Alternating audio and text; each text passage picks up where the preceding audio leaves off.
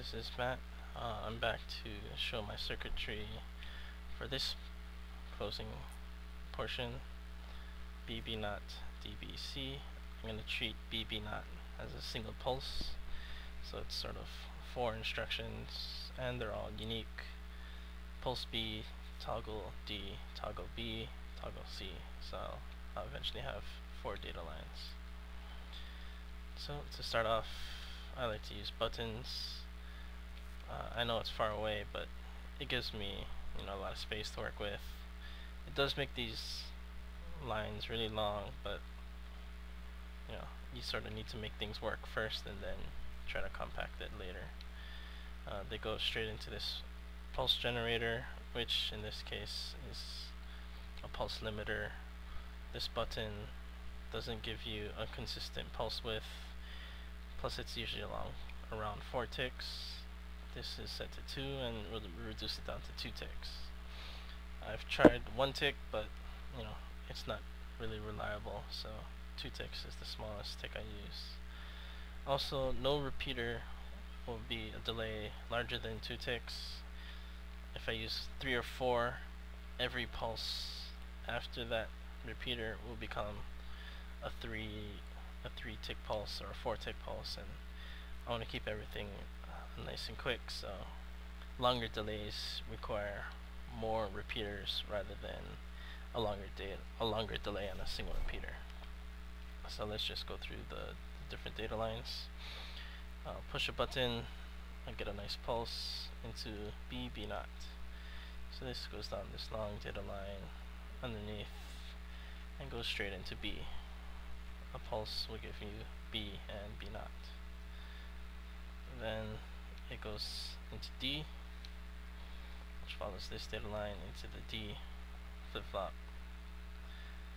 and then again for B, which goes around on top here into the B flip-flop, and then C, travel along this data line into the C flip-flop. To get the timings correctly, I'll usually put down 5 or 6 repeaters in a line, and then I'll have the signal go out with a really long delay, and then I'll slowly back off the delay, replace them with straight redstone until I get the shortest delay that I can, which will cause your circuit to operate really quickly. Since my circuit has really long delays and lots of repeaters, your own personal circuit might not follow this exact delay scheme. So let's just show it in action.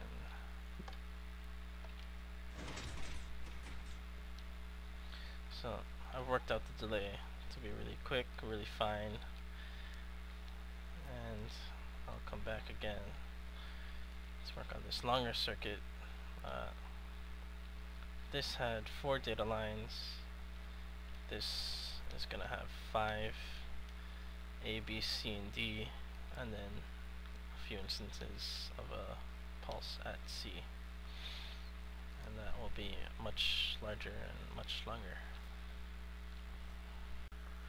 Hello everyone, this is Matt. I'm back. I've completed this opening portion of the circuit, and there was a lot of data line manipulations.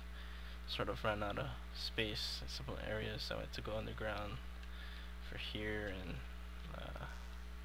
down here as well. But with a bit more organization, I'm sure some of this could be avoided, but at this state, it's really just to get the whole thing to work. So let's just demonstrate. The wall is currently, I guess, in its open state, so let's close it. This is what we did previously. And to open, it follows this entire sequence. Okay, so let's follow some of the data lines. The sequence: C naught, B naught, C, C naught, D naught. So this first pulse goes into the C line, which is actually used previously, and with these repeaters acting like diodes, you can do that without this signal bleeding into this, this section here. A bunch of delays, which then goes into B, which again was used in the previous portion. Again, out here we have a pulse of C, a lot of delay, running the lines. I had to go underground, and then eventually it goes to pulse straight into C. And then for D, here again, a lot of trying to cross wires again, straight into D. Next portion of the circuit, A, B, C, C naught, B naught, A naught, C, C naught. Okay, so A had to go underground, so this circuit follows here, goes underground, and then just pops out here, goes to the A. Next portion goes to B. This one was pretty straight, goes directly into this B here. Again, these repeaters acting like diodes, because this signal would also go in this direction, with this repeater facing this way. Your signals won't get crossed. And then into C. C was a pulse, so this line continues this way again, straight into C. And this here is our B naught. Cross some wires. Again, this signal back here is blocked by this repeater as a diode, so it only continues out that way. And then out towards A, or A naught. I sort of run out of space here, so I sort of manually put all the delay on this long line here, which is sort of fine. But because this delay here would normally be before all this, I sort of have to reintroduce that delay again, which comes into C as a pulse again. So let's just demonstrate it again. To open,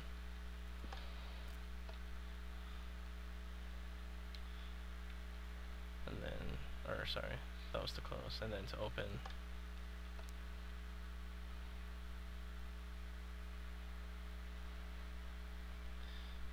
You can sort of follow the trail of pulses here,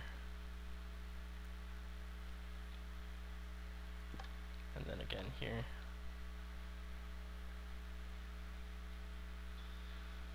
So basically this whole entire design is one long string of delays with select points within that long string to power different data lines, either as a pulse or as a T flip-flop to toggle. And with this you can generate really complex circuits. It definitely takes a lot of space. There are ways to simplify everything down, reduce some of the space, reduce a lot of the redstone, but usually the first step is just to simply get it to work first.